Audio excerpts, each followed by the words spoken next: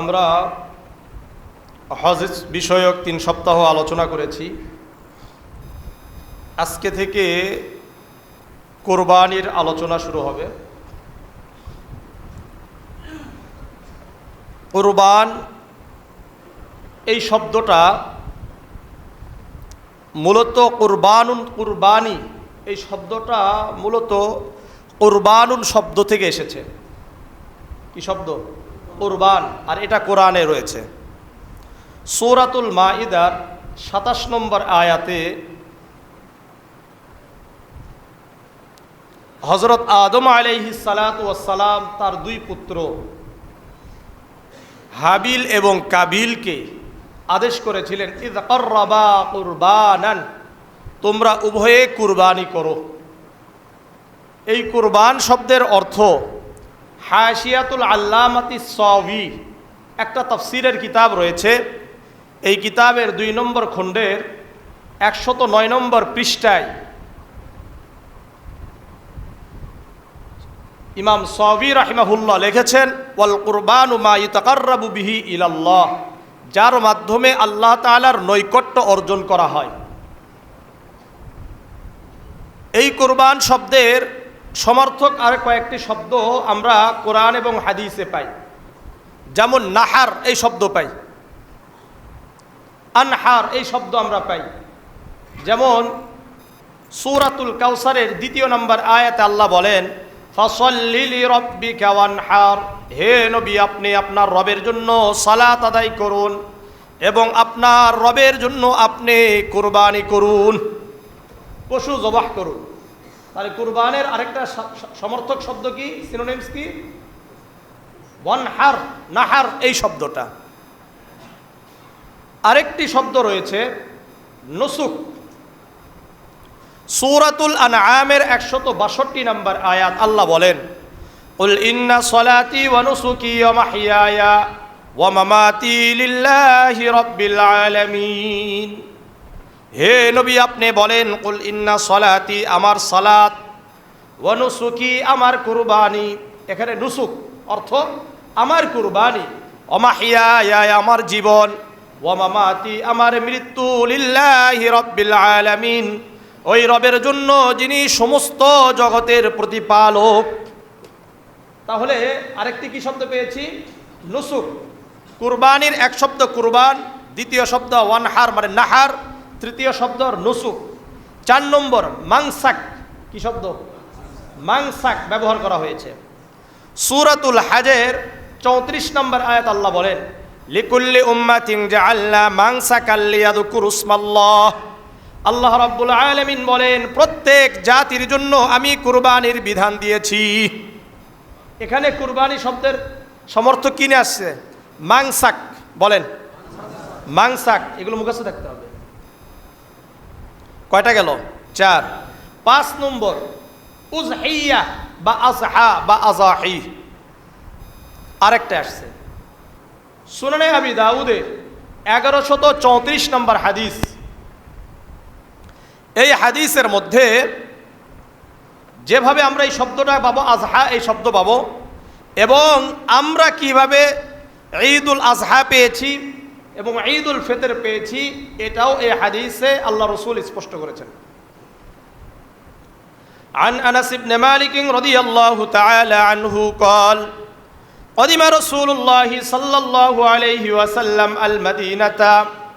আনাস ইবনে মালিক রাদিয়াল্লাহু তাআলা আনহু বর্ণনা করেন, আল্লাহর রাসূল সাল্লাল্লাহু আলাইহি ওয়াসাল্লাম যখন মক্কা থেকে মদিনায় হিজরত করে আসলেন।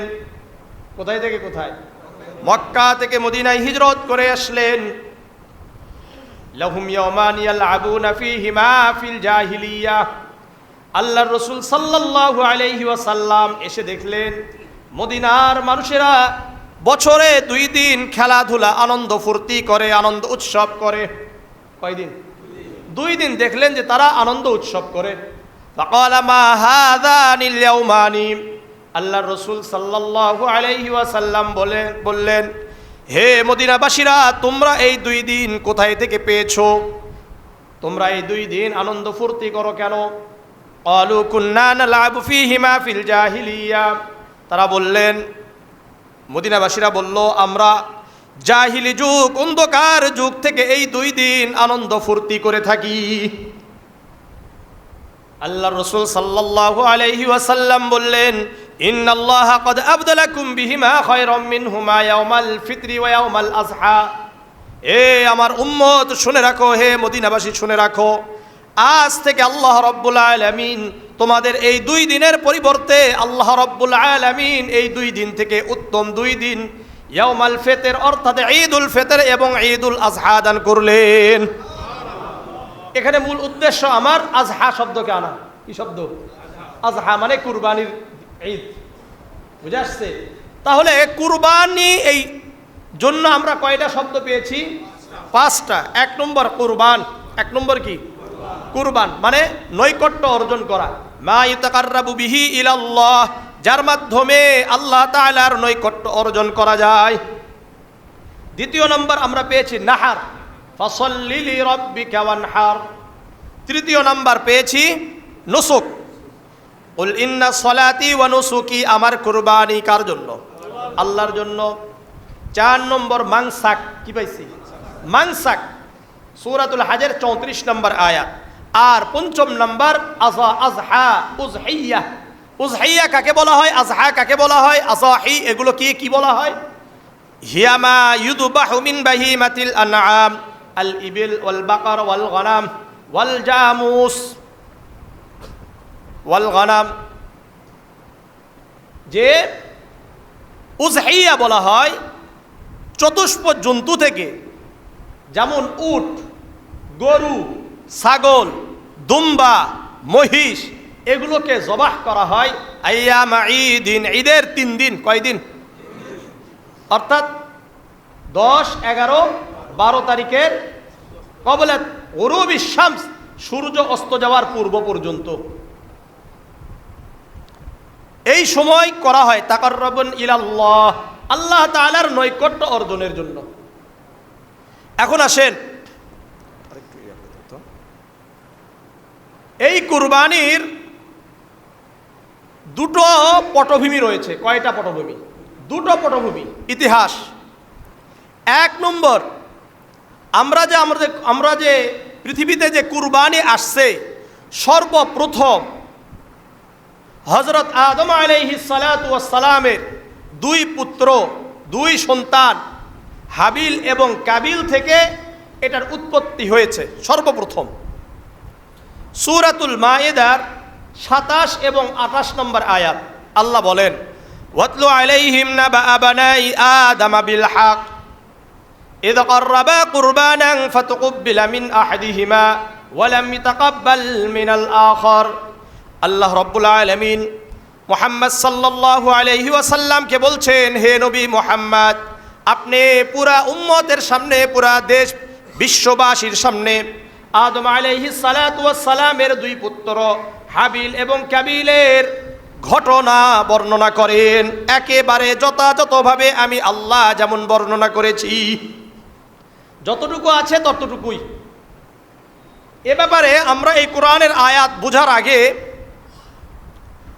তাদের সম্পর্কে হাশিয়াতুল আল্লামাতিস সাওয়ির 2 নম্বর খণ্ডের 109 নম্বর পৃষ্ঠা, সফওয়াতুত তাফাসির আরেকটা কিতাব রয়েছে। এই কিতাবের 1 নম্বর খণ্ডের 439 নম্বর পৃষ্ঠায় কি আলোচনা আসছে? ওয়াতলু আলাইহিম নাবা বানাই আদম বিল হক ইয ক্বাররাবা, আই ক্বাররাবা কুল্লু ওয়াহিদিন কুরবানান। অর্থাৎ আদম আলাইহিস সালাতু ওয়াস সালামের 2 পুত্র প্রত্যেকেই কুরবানি করলো। এরপরে ওয়াল কুরবানু মা ইতাকাররাবু বিহি ইলাল্লাহ, যেটা আমি আগেও বলেছি, কুরবানি অর্থ যার মাধ্যমে আল্লাহ তাআলার নৈকট্য অর্জন করা হয়। আন্নাহু ইযা কানা ফি শারঈ আদম আলাইহিস সালাতু ওয়াস সালাম, আদম আলাইহিস সালাতু ওয়াস সালামের যেই শরীয়ত ছিল, যেই দিন ছিল, এই দিনটা কেমন ছিল? এখানে একটা বিধান ছিল, ইযা কাবুরা আওলাদুহু, যখন তাদের সন্তান বড় হতো, জুওয়িজা যাকারু হাযিহিল বাতন লিউনসা বাতনিন আখর, যে যখন সন্তান তাদের হতো একই সাথে একজন ছেলে একজন মেয়ে হতো, একটা ছেলে একটা মেয়ে হতো। যখন বিবাহের ব্যবস্থা হতো, মনে করলেন 1 বছর আগে এক ছেলে এক মেয়ে হয়েছে, এর 2 বছর পরে আবারও এক ছেলে এক মেয়ে হয়েছে। এখন বিবাহ কি করবে? প্রথম বছরে যেটা হলো ছেলে, এই ছেলের সাথে পরবর্তী বছরে যেই মেয়েটা হয়েছে এর বিবাহ হবে। আর প্রথম বছরে যেই মেয়েটা হয়েছে এর মেয়ের বিবাহ হবে, দ্বিতীয় বছরের যে ছেলে হয়েছে তার সাথে বিবাহ হবে। বুঝা আসছে? ফাআমারাল্লাহু আন ইউযাওয়িজাহু কাবিল উখতা হাবিল। আল্লাহ রাব্বুল আলামিন হযরত আদম আলাইহিস সালাতু ওয়াস সালামকে আদেশ করলেন, আপনি হাবিলের বোনকে কাবিলের সাথে বিবাহ দিয়ে দেন। কি বললাম? হাবিলের বোনকে কাবিলের সাথে বিবাহ দিয়ে দেন। ফাকানাত দামিমাতান, কিন্তু যেই মেয়ের সাথে বিবাহ দেওয়ার কথা হয়েছে হাবিলের বোন, এটা একটু কালো ছিল। কি ছিল? কালো ছিল, অসুন্দর ছিল। ওয়াহাবিল উখতা কাবিল, আর হাবিলকে কাবিলের বোনের সাথে বিয়ে দাও। ওয়াকানাত জামিলাতান, কাবিলের বোনটা সুন্দরী ছিল। ফরদিয়া হাবিল, হাবিল রাজি হয়ে গেছে। ও আবা কাবিল, আর কাবিল অসন্তুষ্ট হয়েছে। অসন্তুষ্ট হয়ে কি বলছে দেখেন, ওয়াকালা, সে বলছে কাকে? আদম আলাইহিস সালাতু ওয়াস সালামকে বলছে, ইন্নাকা তা'মুরুনা বিরাইক, আপনি তো আপনার নিজের রায় বলেছেন, আপনার সিদ্ধান্ত বলেছেন। লা মিন ইনদিল্লাহ, এটা আল্লাহর পক্ষ থেকে আপনি বলেন নাই। এটা কার পক্ষ থেকে নয়? আল্লাহর পক্ষ থেকে নয়। আজও কিছু মানুষ আছে নিজের স্বার্থের বাহিরে গেলেই তখন কোরআন হাদিসের আর কথা বলে না, বলে যে এটা হুজুরদের কথা। এটা কাদের কথা? হুজুরদের কথা। এটা আপনার কথা, এটা আল্লাহ রাসূলের কথা নয়। আর যখন নিজের স্বার্থে আসে তখন শয়তানের কথা হলে ওটা কোরআনের কথা চলে যায়। ওটা কোন দিকে যায়? কোরআন এবং হাদিসের কথা হয়ে যায়। এইভাবে চলছে পুরো দুনিয়া। তার বাবা বলছেন, অথচ তার বাবাকে বিশ্বাস করে নাই। কেন? স্বার্থে আঘাত লাগছে। কোথায়? স্বার্থে আঘাত লাগছে। فقال لهما قربا قربانا, তখন আদম আলাইহিস সালাতু ওয়াস সালাম বললেন যে ঠিক আছে, তোমরা উভয়ে কুরবানি করো। ফাআইয়ুকুমা তাকাব্বালা মিনহু ফাহুয়া আহাক্কু বিল জামিলা, যার কুরবানি আল্লাহ রাব্বুল আলামিন কবুল করবেন সে সুন্দরী নারীকে বিবাহ করতে পারবে। তখন দেখেন কাবিল আর হাবিলের মধ্যে পার্থক্য কোথায়? ওয়াকানা কাবিল সাহিবা যারঈন ফাকাররাবা আরজালা যারঈহি, কাবিল ছিল সে ক্ষেত খামারি করত, চাষাবাদ করত। এই চাষাবাদের মধ্যে সবচেয়ে নিকৃষ্ট যেই ফসল ছিল, কম দামি যেই ফসল ছিল, চাউলের মধ্যে বেশি দামি আর কম দামি আছে কি নাই? ফসলের মধ্যে বেশি দামি আর কম দামি আছে কি নাই? কম দামি যেগুলো ছিল একটু নষ্ট নষ্ট ভাব, এগুলো সে পাহাড়ে গিয়ে রেখে আসছে। ওয়াকানা হাবিল সাহিবা গনামিন, আর হাবিল ছিল পশু, বিশেষ করে বকরি লালন পালন করত। ফাকাররাবা আহসানা কাবশিন, হাবিল সবচাইতে সুন্দর, সবচাইতে দামি হৃষ্টপুষ্ট একটি বকরিকে, একটি ছাগলকে পাহাড়ে রেখে আসলেন। বিআন্না যালাত নারুন, আল্লাহ তাআলার পক্ষ থেকে আগুন আসছে।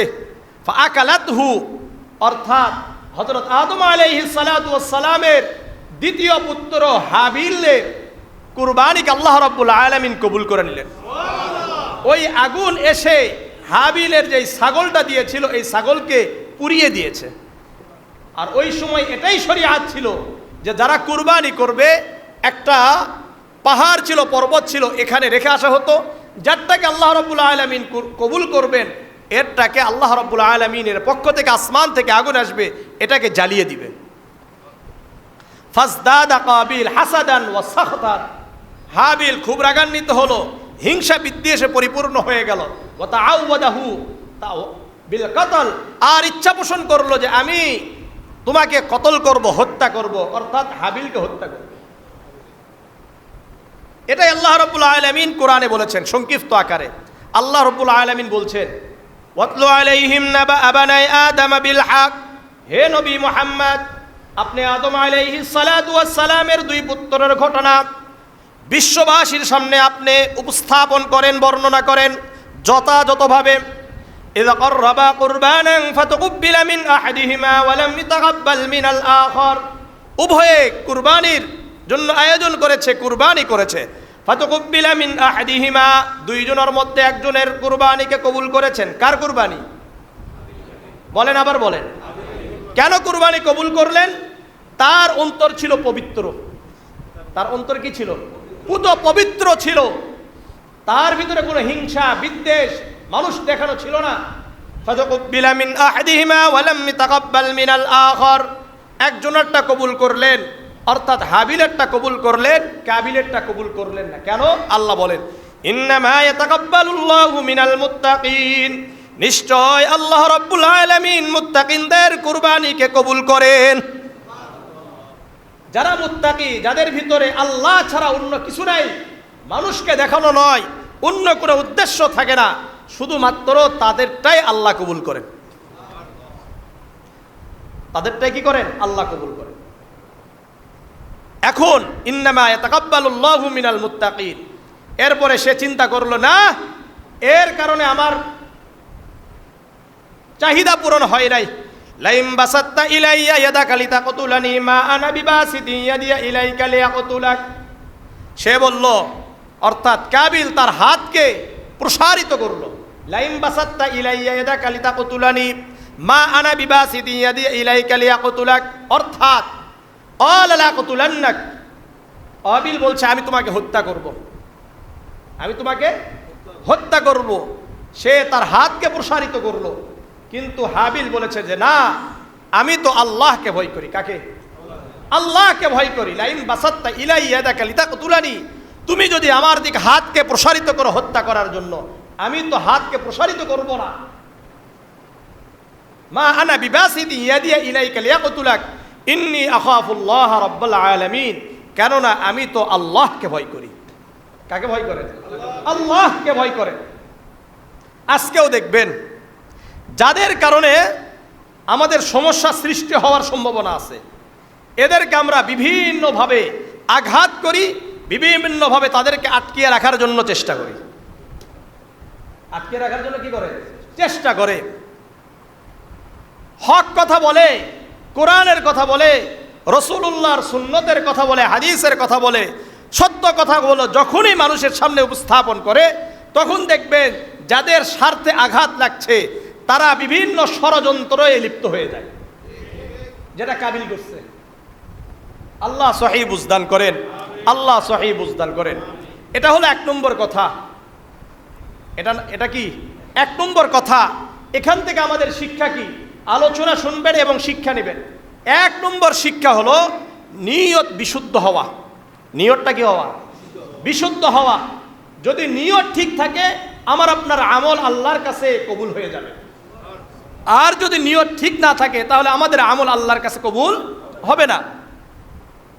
আল্লাহ রাব্বুল আলামিন এই আয়াতের মধ্যে স্পষ্ট করলেন। আরেকটা আয়াত সূরাতুল হাজের মধ্যে বলেন, লা ইয়ানালাল্লাহা লুহুমুহা ওয়ালা দিমাউহা ওয়ালাকিন ইয়ানালুহুত তাকওয়া মিনকুম। আল্লাহ রাব্বুল আলামিন বলেন, যখন তোমরা কুরবানি করবা, এই কুরবানির গোশত, রক্ত আল্লাহর কাছে পৌঁছবে না।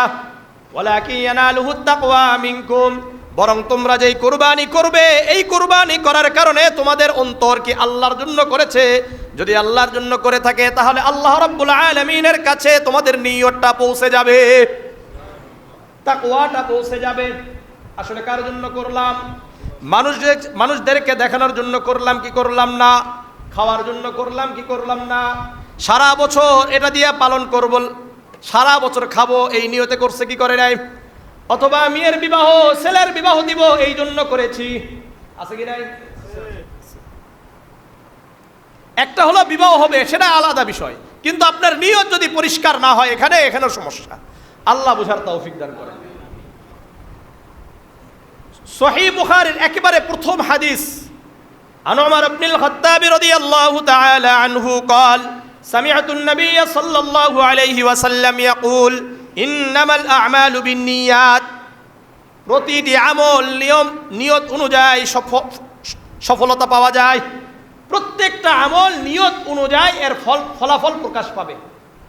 আমার আপনার যদি নিয়ত হয় আল্লাহর জন্য, তাহলে আল্লাহ রাব্বুল আলামিন দুনিয়াও খুশি হয়ে যাবেন, আখিরাতেও খুশি হয়ে আমাদেরকে জান্নাত দিয়ে দিবেন। ওয়া ইন্নামা লিকুল্লি ইমরিইম মা নাওয়া, যেমন নিয়ত হবে তেমন ফলাফল হবে। ফামান কানাত হিজরাতুহু ইলা দুনিয়া ইউসিবুহা আও ইমরাতিন ইয়ানকিহুহা ফাহিজরাতুহু ইলা মা হাজারা ইলাইহি। যদি আমার আপনার নিয়ত হয় হিজরত করলাম, এক জায়গায় থেকে আরেক জায়গায় গেলাম দুনিয়া উপার্জনের জন্য, তাহলে এটা দুনিয়ার জন্যই হয়ে যাবে। এক জায়গায় থেকে আরেক জায়গায় গিয়েছি শুধুমাত্র একজন নারীকে বিবাহ করার জন্য, তাহলে আমার আপনার হিজরত হবে নারীকে বিবাহের জন্য। আল্লাহ রাসূল বলেন ফাহিজরাতুহু ইলা মা হাজারা ইলাইহি। যদি কারো হিজরত হয় এক জায়গা থেকে আরেক জায়গায় গিয়েছে আল্লাহর জন্য, তাহলে এই হিজরত হবে কার জন্য? আল্লাহর জন্য। আর যদি হিজরত হয় শুধু ইনকাম করার জন্য, উপার্জনের জন্য, যেমন আমাদের মধ্যে অনেকেই আছে বাংলাদেশ থেকে মদিনায় গিয়েছে শুধুমাত্র উপার্জনের জন্য। কিসের জন্য? উপার্জনের জন্য। তার এখান থেকে ওখানে যাওয়াটা হবে কি? উপার্জন। আর যদি হয় যে না, রসুলের কবর জিয়ারত করব, মসজিদে নববীতে আমি সালাত আদায় করব, রসুলের শহরে যাব, মক্কায় যাব, এই নিয়ত যদি হয় তাহলে আমার আপনার সওয়াব আছে কি নাই? এখানে আরেকটি ব্যাপার আছে, আমরা তো বহু দেশেই যেতে পারি, তাই না? এখানেও নিয়ত যদি আপনি পরিষ্কার করতে পারেন যে আমি ইউরোপ আমেরিকা অন্য জায়গায় গেলাম না, অন্য জায়গায় অন্য দেশে গেলাম না, আমার মক্কা মদিনায় যাব, একটা তো হবে আমার উপার্জনও হবে, দ্বিতীয়ত আমার রসুলের শহরে আমি থাকতে পারবো, এই নিয়ত যদি হয় তাহলে আমাদের সওয়াব আছে। তারপরে কি আছে? সওয়াব আছে কি নাই? হ্যাঁ, অন্য জায়গাতে গেলেও যাওয়া, মক্কা মদিনাতে গেলেও যাওয়া, দুটোর মধ্যে অবশ্যই কি আছে? পার্থক্য আছে। আল্লাহ বুঝার তৌফিক দান করে। সহিহ মুসলিমের 6437 নম্বর হাদিস, আন আবি হুরায়রা রাদিয়াল্লাহু তাআলা আনহু قال قال رسول الله صلى الله عليه وسلم إن الله لا ينظر إلى صوركم وأموالكم ولكن ينظر إلى قلوبكم وأعمالكم। আবু হুরায়রা রাদিয়াল্লাহু তাআলা আনহু বর্ণনা করেন, আল্লাহর রাসূল সাল্লাল্লাহু আলাইহি ওয়াসাল্লাম বলেন, নিশ্চয় আল্লাহ রাব্বুল আলামিন তোমাদের সম্পদ দেখেন না, তোমাদের সৌন্দর্য দেখেন না, তোমরা কত সুন্দর, তোমাদের চেহারা কত সুন্দর, তোমরা কত সম্পদের মালিক, এটা দেখেন না। ওয়ালাকিন ইয়ানজুরু ইলা কুলুবিকুম ওয়া আমালিকুম, বরং আল্লাহ রাব্বুল আলামিন তোমাদের অন্তর দেখেন, তোমাদের নিয়তগুলো দেখে নেন। কুলুবিকুম ওয়া আমালিকুম, অন্তর কেমন আর আমলগুলো কত সুন্দর হচ্ছে এটা দেখেন। কত বড় আপনি ছাগল কিনেছেন, কত বড় আপনি গরু কিনেছেন এটা নয়, বরং গরুটা কেন কিনেছেন, ছাগলটা কেন কিনেছেন, এখানে আল্লাহর জন্য হচ্ছে না অন্যদেরকে দেখানোর জন্য হচ্ছে, এটা হলো মূল ব্যাপার।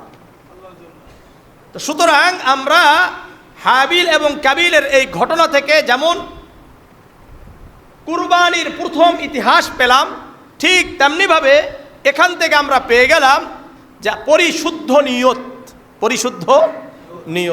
এটা পেয়ে গেছি।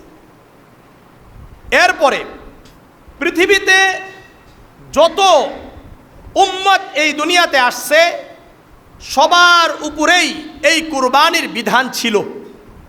এই কুরবানির বিধান ছিল, শুধুমাত্র যে ওই সময় হয়েছে বা আমরা পেয়েছি ব্যাপারটা এমন নয়। যত নবী এবং রসুল দুনিয়াতে আসছেন, প্রত্যেক রসুল এবং নবীদের জাতি যারা ছিল তাদের উপরেও এই কুরবানির বিধান ছিল। সূরাতুল হাজের 34 নম্বর আয়াত আল্লাহ বলেন, লিকুল্লি উম্মাতিন জাআলনা মানসাকাল লিয়াযকুরু ইসমাল্লাহি আলা মা রাযাকাহুম মিন বাহিমাতিল আনআম। আল্লাহ বলেন লিকুল্লি উম্মাতিন, প্রত্যেক জাতির জন্য জাআলনা মানসাকাল লিয়াযকুরু ইসমাল্লাহ, আমি আল্লাহ কুরবানির বিধান দিয়েছি। কেন দিলাম? লিয়াযকুরু ইসমাল্লাহ আলা মা রাযাকাহুম মিন বাহিমাতিল আনআম, আমি আল্লাহ তাদেরকে যে চতুষ্পদ জন্তু থেকে রিজিক দান করেছি, এরা যখন এগুলোকে কুরবানি করবে, জবাহ করবে, আল্লাহ তাআলার যেন নাম উচ্চারিত হয়ে যায়। তারা যেন কার নাম উচ্চারণ করে?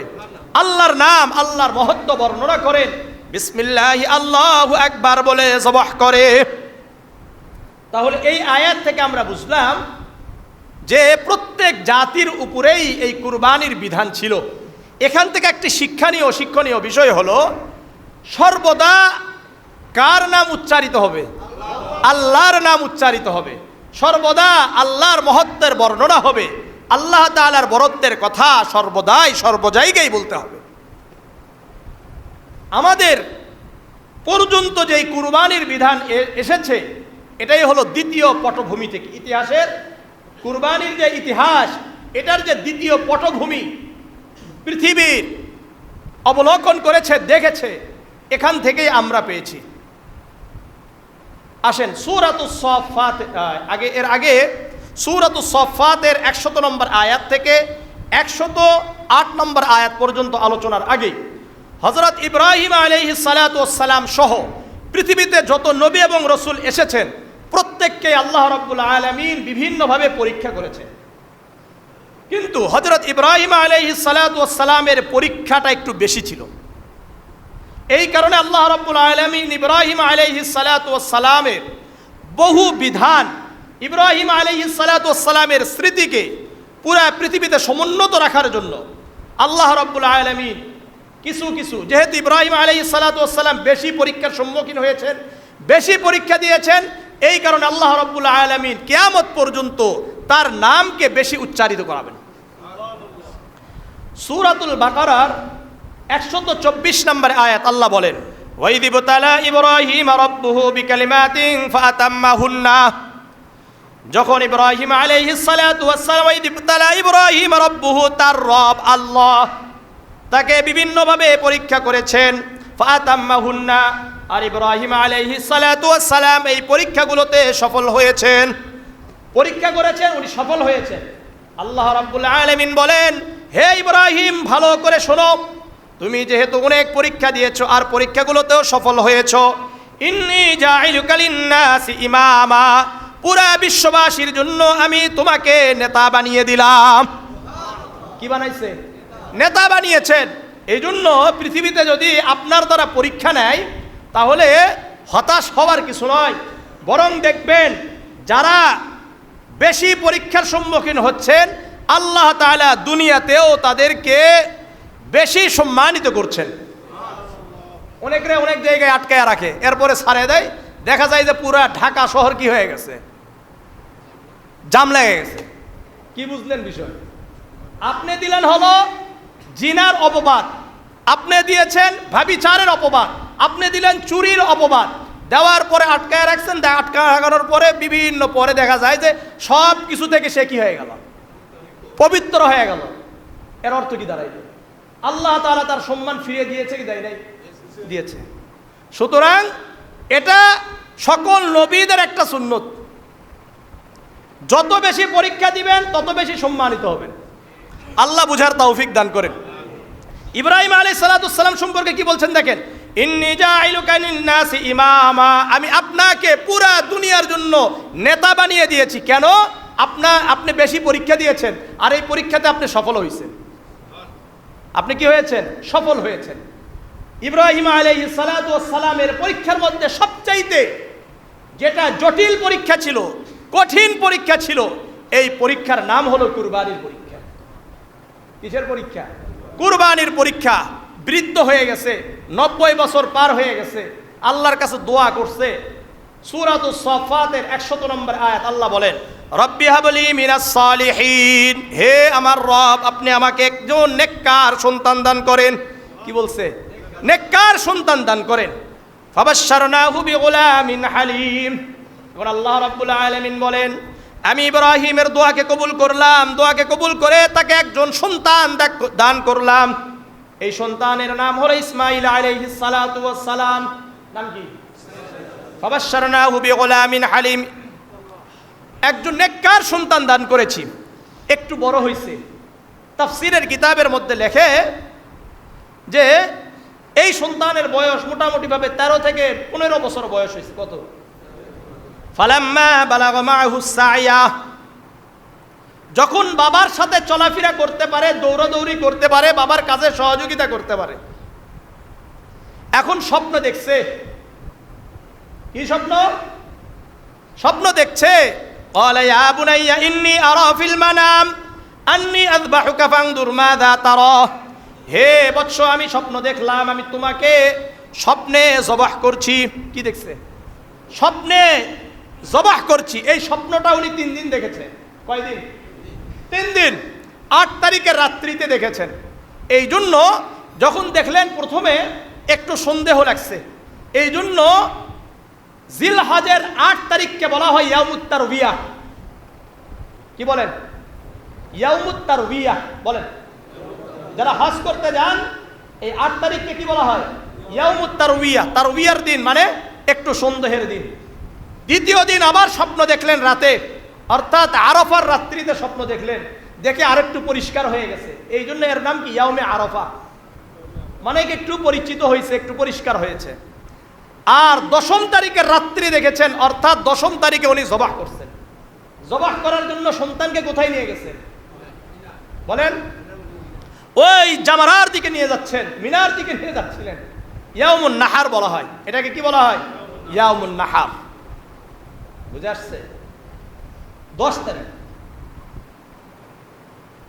তো যখন সন্তানকে নিয়ে যাচ্ছিলেন, এ সম্পর্কে মুসনাদে আহমদের 2794 নম্বর হাদিস, عن عبد الله بن عباس رضي الله تعالى عنه قال إن جبريل عليه الصلاة والسلام أتى بإبراهيم عليه الصلاة والسلام إلى جمرة العقبة।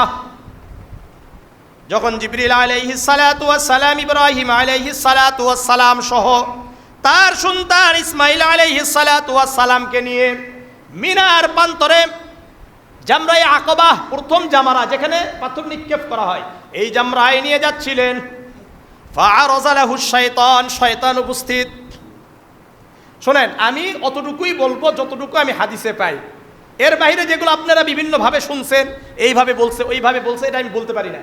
এর কারণ হলো ওই কথাগুলো বিভিন্ন কিতাবের মধ্যে বিভিন্ন জায়গাতে আসছে যেগুলোর কোনো সনদ নাই, আর সনদ ছাড়া আমি কথা বলি না। যতটুকু আছে ততটুকুই বলবো, এর বাইরে আমি বলতে পারবো না।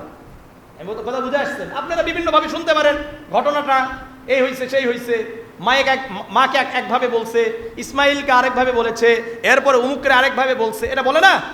আমি ওগুলো পাই না, এই জন্য আমি কি করি না, বলি না। যতটুকু হাদিসে আছে ততটুকুই বলবো। ফাআরাযা লাহু শাইতান, শয়তান এসে ধোঁকা দেওয়া শুরু করলো। কাকে ধোঁকা দিয়েছে? ইব্রাহিম আলাইহিস সালাতু ওয়াস সালামকে।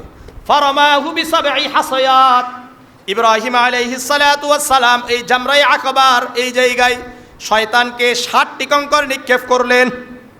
কয়টা? 60টা কঙ্কর নিক্ষেপ করলেন।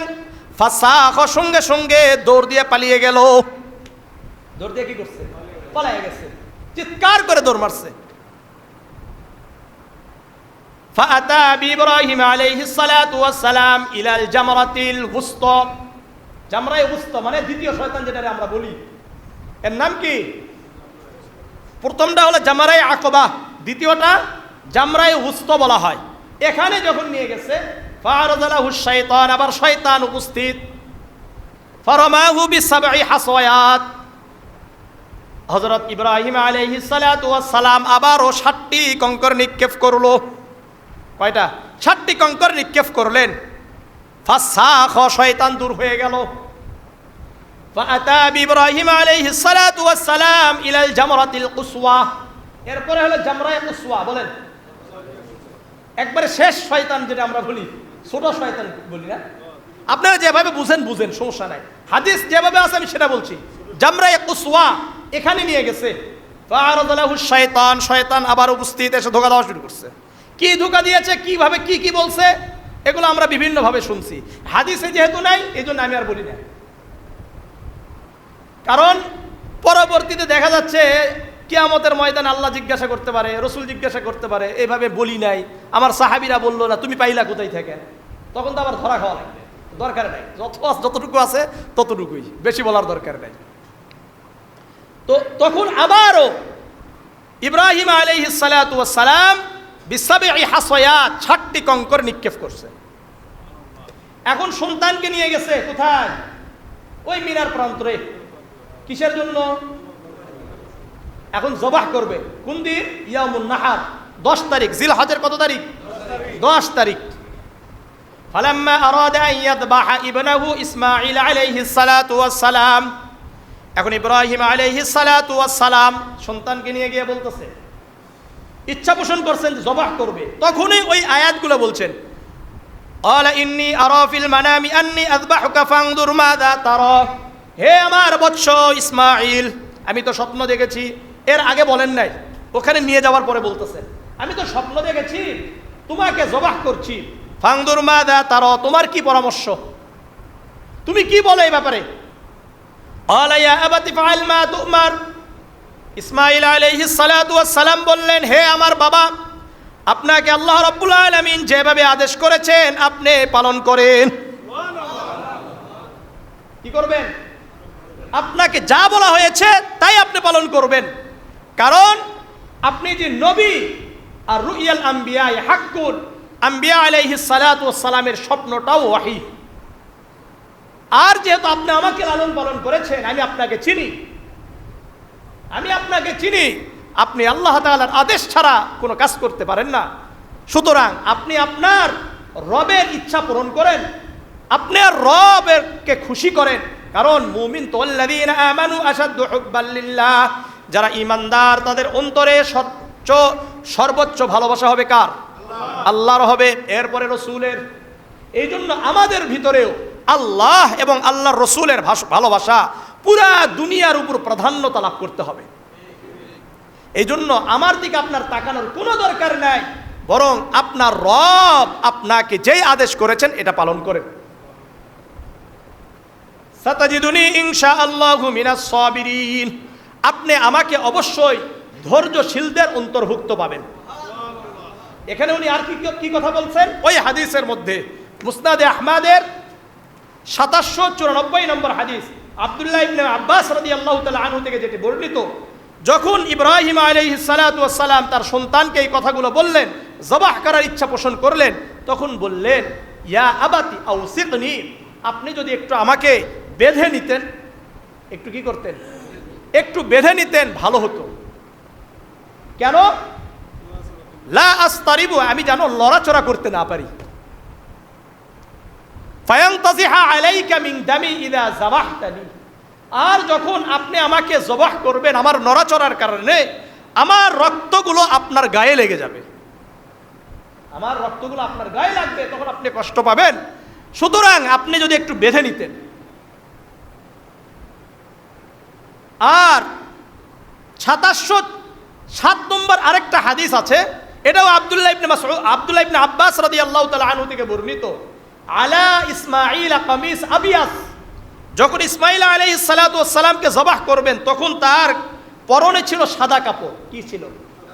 সাদা কাপড়। ইসমাঈল আলাইহিস সালাতু ওয়াস সালাম তার বাবাকে বলছে, ইন্নাহু লাইসা, আমার এই কাপড় ছাড়া তো আর কোনো কাপড় নাই, তুকাফিনুনি ফি গায়রুহু, এছাড়া আপনি কোন কাপড় দিয়ে আমাকে আবার কাফন দিবেন আপনি? ফাখলাহা, সুতরাং আপনি কাপড়টা খুলে নেন, যেন আপনি ওই কাপড়ে আমাকে কাফন দাফনের ব্যবস্থা করতে পারেন, কাফন দাফনের ব্যবস্থা করতে পারেন, আর আপনি আমাকে বেঁধে নেন। ইব্রাহিম আলাইহিস সালাতু ওয়াস সালাম, ইসমাঈল আলাইহিস সালাতু ওয়াস সালাম উভয়ে শর্তহীন, স্বার্থ ছাড়া শর্তহীন, দ্বিধা দ্বন্দ্ব সব কিছুকে ছেড়ে ফালাম্মা আসলামা, উভয়ে আল্লাহ তাআলা যেমন করে আদেশ করেছেন ওই আদেশের উপর তারা একেবারে নিজেদেরকে উৎসর্গ করে দিলেন। একেবারে আল্লাহ যেমন করে বলেছেন ওই কথাগুলোর উপরে যেভাবে বলেছেন, কোনো শর্ত নাই, কোনো কিছু নাই, নিজেদেরকে উৎসর্গ করে দিলেন। ওয়াতাল্লাহু লিল জাবিন, ইব্রাহিম আলাইহিস সালাতু ওয়াস সালামকে তার সন্তান বলেছিলেন, হে আমার বাবা, আপনি আমাকে একটু উপর করে শোয়াবেন। কি করে শোয়াবেন? জানো কেন? আপনি যদি আমার চেহারাটা দেখেন তাহলে আমার উপরে আপনার মায়া আসবে, ভালোবাসা আসবে। তখন হইতে পারে আল্লাহ তাআলার বিধান মানার মধ্যে আপনি কিছুটা হলেও বিলম্ব করতে পারেন, আল্লাহর বিধান পালনে বিলম্ব করার কোনো সুযোগ নাই। ওয়াতাল্লাহু লিল জাবিন, ওয়াতাল্লাহু এর ব্যাখ্যায় মুসনাদে আহমদের বাব রুইয়া ইব্রাহিম আলাইহিস সালাতু ওয়াস সালাম, এই যে অধ্যায়, এই অধ্যায়ের শেষের দিকে লিখছেন ওয়াতাল্লাহু মানে ওয়াসআ ওয়াজহু বিল আরদি, ইসমাঈল আলাইহিস সালাতু ওয়াস সালামের চেহারাকে মাটির দিকে করলেন। ফালাম্মা আসলামা ওয়াতাল্লাহু লিল জাবিন, ফালাম্মা আসলামা ওয়াতাল্লাহু লিল জাবিন ওয়ানাদাইনাহু আইয়া ইব্রাহিম কদ সাদ্দাকতার রুইয়া। কত সুন্দর কথা, আল্লাহু আকবার। যখন সব কিছু রেডি, ফালাম্মা আখাযা শাফরাতা ফাআরাদা আন ইয়াসবাহু, ইব্রাহিম আলাইহিস সালাতু ওয়াস সালাম চার চাকু নিলেন, এখন জবাহ করবে তার সন্তান ইসমাঈল আলাইহিস সালাতু ওয়াস সালামকে। ফানুদিয়া মিন খালফিহি, পিছন থেকে একটি আওয়াজ শুনলেন, ওয়ানাদাইনাহু আইয়া ইব্রাহিম, হে ইব্রাহিম থামো থামো। ওয়ানাদাইনাহু আইয়া ইব্রাহিম কদ সাদ্দাকতার রুইয়া, আপনাকে আল্লাহ রাব্বুল আলামিন যেই আদেশ করেছিলেন ঘুমন্ত অবস্থায় স্বপ্নে, এটা আপনি সত্য হিসাবে বাস্তবায়ন করেছেন। কদ সাদ্দাকতার রুইয়া ইন্না কাযালিকা নাজজিল মুহসিনিন, আমি আল্লাহ এইভাবেই মুহসিনিন যারা হবে, নেককার সৎপরায়ণ হবে, আমি আল্লাহ তাদেরকে পুরস্কার দিয়ে থাকি। ওয়াফাদাইনাহু বিযিবহিন আযীম, আল্লাহ রাব্বুল আলামিন বলেন ওয়াফাদাইনাহু বিযিবহিন আযীম, ইসমাঈল আলাইহিস সালাতু ওয়াস সালামের পরিবর্তে একটি পশু আল্লাহ রাব্বুল আলামিন দুনিয়াতে প্রেরণ করে দিলেন। ওয়াফাদাইনাহু বিযিবহিন আযীম ইন্না হাযা লাহুয়াল বালাউল মুবিন, ওয়াফাদাইনাহু বিযিবহিন আযীম। আল্লাহ বলেন এটা অনেক বড় একটা পরীক্ষা ছিল, অনেক বড় একটা পরীক্ষা ছিল। আমার খলিল ইব্রাহিম তার এই পরীক্ষায় পাশ করলো, তার এই পরীক্ষায় সে সফল হয়েছে। আমি তো যারা আমার পরীক্ষায় সফল হয়ে যায়, আমি তাদেরকে পুরা দুনিয়াবাসীর জন্য কিয়ামত পর্যন্তের জন্য আমি আল্লাহ রাব্বুল আলামিন তাদের নামকে সমুন্নত রেখে দিই। ওয়া তারাকনা আলাইহি ফিল আখিরিন, আল্লাহ রাব্বুল আলামিন বলেন আমি তাদের এই বিধানটাকে, আমি তাদের এই কাজকে পরবর্তীদের জন্য রেখে দিলাম। এখান থেকে এই আয়াত সূরাতুস সাফফাতের 108 নম্বর আয়াতে এটা বোঝা যায় যে আল্লাহ রাব্বুল আলামিন ইব্রাহিম আলাইহিস সালাতু ওয়াস সালাম আর ইসমাঈল আলাইহিস সালাতু ওয়াস সালামের এই ঘটনা আল্লাহর কাছে এতটাই বেশি খুশি হয়েছেন তাদের এই ঘটনার কারণে, তাদের এই আত্মত্যাগে আল্লাহ এতটাই বেশি খুশি হয়েছেন, কিয়ামত পর্যন্তের জন্য প্রতি বছর আমাদের এই ইব্রাহিম আলাইহিস সালাতু ওয়াস সালাম, ইসমাঈল আলাইহিস সালাতু ওয়াস সালামকে স্মরণ করতে আমরা বাধ্য। আমরা কি বাধ্য না বলেন? যারা হজে যাচ্ছেন, বিভিন্ন জায়গায় যাচ্ছেন, আরাফার ময়দানে যাচ্ছেন, মিনায় যাচ্ছেন, জামারাতে যাচ্ছেন, সাফা মারওয়া সাই করছেন, সব জায়গায় মাকাম ইব্রাহিমের পিছনে নামাজ পড়েন, সব জায়গায় কাদের স্মৃতিচারণ? সেই ইব্রাহিম আলাইহিস সালাতু ওয়াস সালাম, ইসমাঈল আলাইহিস সালাতু ওয়াস সালাম। কেন? এরা অধিক পরিমাণে পরীক্ষা দিয়েছেন, আর এই পরীক্ষায় সফল হওয়ার কারণে কিয়ামত পর্যন্তের জন্য তাদের নামকে আল্লাহ রাব্বুল আলামিন সমুন্নত করে রেখেছেন। এই জন্য পরীক্ষা দেওয়া এটা কি নয়, খারাপ নয়। পরীক্ষা দেওয়া এটা আমার আপনার জন্য সফলতার কারণ হয়ে দাঁড়াবে। আল্লাহ আমাদেরকে বুঝার তৌফিক দান করেন। আসেন আরেকটি হাদিস থেকে আমরা আরো বুঝে নিই এটা, যে আসলেই কি ইব্রাহিম আলাইহিস সালাতু ওয়াস সালামের এই সুন্নত কি আসলে আমরা বর্তমান যে কুরবানি করছি এটা কি আসলেই ইব্রাহিম আলাইহিস সালাতু ওয়াস সালামের সুন্নত? সুনানে ইবনে মাজাহ 3127 নম্বর হাদিস, আন যায়েদ ইবনে আরকাম রাদিয়াল্লাহু তাআলা আনহু قال قال اصحاب رسول الله صلى الله عليه وسلم يا رسول الله ما هذه الاضاحي। যায়েদ ইবনে আরকাম রাদিয়াল্লাহু তাআলা আনহু বর্ণনা করেন, আল্লাহর রাসূলের সাহাবারা বললেন, হে আল্লাহর রাসূল, মা হাযিহিল আযাহি, এই যে আমরা কুরবানি করি প্রতি বছরে, এই কুরবানি কোথায় থেকে আসলো, এই কুরবানি কি? আল্লাহর রাসূল বললেন, সুন্নাতু আবিকুম ইব্রাহিম আলাইহিস সালাতু ওয়াস সালাম, তোমাদের পিতা ইব্রাহিম আলাইহিস সালাতু ওয়াস সালামের সুন্নত। ক্বালু ফামা লানা ফিহা ইয়া রাসূলুল্লাহ। এখন সাহাবারা বললেন, ইয়া রাসূলুল্লাহ, ইয়া হাবিবাল্লাহ, আমরা প্রতি বছরে কুরবানি করব, এর দ্বারা আমাদের লাভ কি? আমরা যে প্রতি বছর কুরবানি করব, লাভটা কি? কোন একটা লাভ তো বলবেন।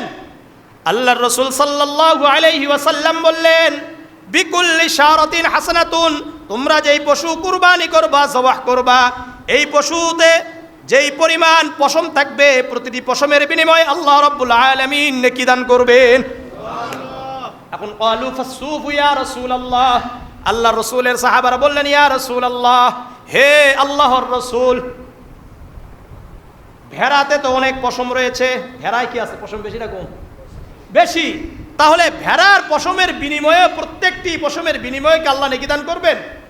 আল্লাহর রাসূল বললেন, বিকুল্লি শারাতিন মিনাস সুফি হাসানাতুন, ভেড়ার পশমের প্রতিটি পশমের বিনিময়ে আল্লাহ রাব্বুল আলামিন একটি করে নেকি দান করবেন। সুতরাং আমি আপনি যে এই কুরবানিটা মূলত ইব্রাহিম আলাইহিস সালাতু ওয়াস সালাম, ইসমাইল আলাইহিস সালাতু ওয়াস সালামের আত্মত্যাগের কুরবানি, এটা আমরা এই হাদিস থেকেও পাই। এই হাদিস থেকেও কি আমাদের কাছে স্পষ্ট হয়ে যায়। কথাটা বুঝছেন? আল্লাহ বুঝার তৌফিক দান করেন, আল্লাহ বুঝার তৌফিক দান করেন। এটার গুরুত্ব কি? এই গুরুত্ব বুঝার জন্য সূরাতুল কাউসারের 2 নম্বর আয়াত, ফাসাল্লি লিরাব্বিকা ওয়ানহার, হে নবী, আপনি আপনার রবের জন্য সালাত আদায় করুন, আপনার রবের জন্য কুরবানি করুন। সুতরাং এই আয়াত থেকে এবং রাসূলের কিছু হাদিস রয়েছে, সুনানে ইবনে মাজার 3123 নম্বর হাদিস, عن أبي هريرة رضي الله تعالى عنه قال قال رسول الله صلى الله عليه وسلم من وجد ساعة فلم يضحي فلا يقربن مصلانا। আবু হুরায়রা রাদিয়াল্লাহু তাআলা আনহু বর্ণনা করেন, আল্লাহর রাসূল সাল্লাল্লাহু আলাইহি ওয়াসাল্লাম বলেন, যে ব্যক্তি কুরবানি দেওয়ার সামর্থ্য রাখে কিন্তু কুরবানি দিল না, ওই ব্যক্তি যেন আমাদের ঈদগাহতে না আসে। কি না আসে? ঈদগাহতে যেন না আসে।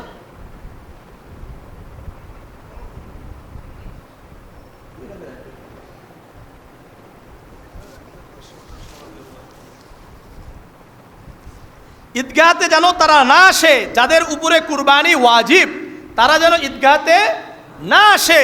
এটা স্পষ্ট করলেন কে? রাসূলুল্লাহ সাল্লাল্লাহু আলাইহি ওয়াসাল্লাম। আরেকটি হাদিস সহিহ মুসলিমের 4939 নম্বর হাদিস, 73 নম্বর হাদিস, এটা عن أنس بن مالك رضي الله تعالى عنه قال قال رسول الله صلى الله عليه وسلم يوم النحر। আনাস ইবনে মালিক রাদিয়াল্লাহু তাআলা আনহু বলেন, আল্লাহর রাসূল সাল্লাল্লাহু আলাইহি ওয়াসাল্লাম কুরবানির দিন বললেন, মান কানা যাবাহা ক্বাবলা সালাতি ফালইউঈদ, যে ব্যক্তি সালাতের আগে, ঈদুল আজহার সালাতের আগে পশু জবাহ করেছো, যে ব্যক্তি ঈদুল আজহার সালাতের পূর্বে পশু জবাহ করেছো, ফালইউঈদ, সে যেন আবারও কুরবানি করে। সুতরাং তার কুরবানি হয় নাই। এই হাদিস আর কোরআনের আয়াত দ্বারা বোঝা যায় কুরবানি আমাদের উপর ওয়াজিব। কুরবানি আমাদের উপর কি? ওয়াজিব। মনে থাকবে, কুরবানি কার কার উপর ওয়াজিব, কিভাবে ওয়াজিব, এগুলো সামনে আমার মাসলা কেন্দ্রিক যে আলোচনা হবে সেখানে আপনারা পেয়ে যাবেন। কয়দিন দিবেন না দিবেন এটা পরবর্তীতে। কুরবানি করলে আমরা তো একটা হাদিস পেয়েছি, প্রতিটি পশমের বিনিময়ে আল্লাহ রাব্বুল আলামিন আমাদেরকে নেকি দান করবেন। জামিয়া তিরমিজির 1493 নম্বর হাদিস, عن عائشة رضي الله تعالى عنها قالت قال رسول الله صلى الله عليه وسلم ما عمل آدمي من عمل يوم النحر أحب إلى الله من إهراق الدم। আয়েশা রাদিয়াল্লাহু তাআলা আনহা বর্ণনা করেন, আল্লাহর রাসূল সাল্লাল্লাহু আলাইহি ওয়াসাল্লাম বলেন, কুরবানির দিনে আদম আলাইহিস সালাতু ওয়াস সালামের সন্তানেরা যত আমল করে, সবচাইতে আল্লাহ রাব্বুল আলামিনের কাছে অধিক প্রিয় আমল হলো ওই দিনে পশু জবাহ করা। কি করা? পশু জবাহ করা, অর্থাৎ রক্ত প্রবাহিত করা। এরপরে রাসূল সাল্লাল্লাহু আলাইহি ওয়াসাল্লাম বললেন, ওয়া ইন্নাহা লাতাতি ইয়াউমাল কিয়ামাতি বিকুরুনিহা ওয়া আশআরিহা ওয়া আসলাফিহা, তোমরা যেই কুরবানির পশু জবাহ করবা, এই কুরবানির পশু কিয়ামতের ময়দানে ওই পশু তার বিকুরুনিহা, তার শিং, তার পশম আর তার কুরসহ আল্লাহ তাআলার দরবারে উপস্থিত হয়ে যাবে। আমরা যে মনে করলেন গরু জবাহ করি না, এই গরুটা তার শিং, তার পশম আর তার খুর সহ কার কাছে আসবে? আল্লাহর কাছে আসবে। এরপরে রাসূল বলেন, ওয়া ইন্নাদ দামা লাকুম মিনাল্লাহ বিমাকানিন ক্বাবলা আন ইয়াকা মিনাল আরদি ফাতিবু বিহা নাফসান।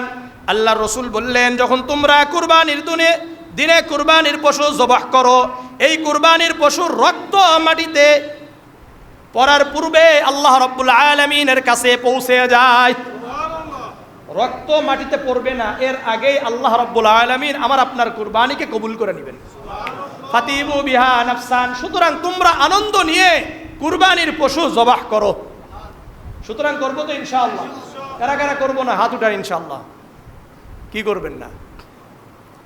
কারা কারা কুরবানি করবো ইনশাআল্লাহ? করবো তো ইনশাআল্লাহ। কুরবানি করার আগে কুরবানির মাসলা কেন্দ্রিক যা আলোচনা আছে এগুলো আমরা জেনে নিব ইনশাআল্লাহ। আল্লাহ রাব্বুল আলামিন আমাদের সবাইকে কুরবানি করার তৌফিক দান করেন। আল্লাহ রাব্বুল আলামিন আমাদেরকে পরিশুদ্ধ নিয়তে কুরবানি করার তৌফিক দান করেন। ইব্রাহিম আলাইহিস সালাতু ওয়াস সালাম, ইসমাইল আলাইহিস সালাতু ওয়াস সালাম থেকে যেই শিক্ষা, হাবিল যেভাবে অন্তরের অন্তঃস্থল থেকে আল্লাহর জন্যই কুরবানি করেছিলেন, সেভাবে একবার মাত্র নিয়ত থাকবে কার জন্য? আল্লাহর জন্য। এইভাবে আমরা কুরবানি করার জন্য চেষ্টা করব ইনশাআল্লাহ। আল্লাহ তাআলা আমাদের সবাইকে কবুল করেন।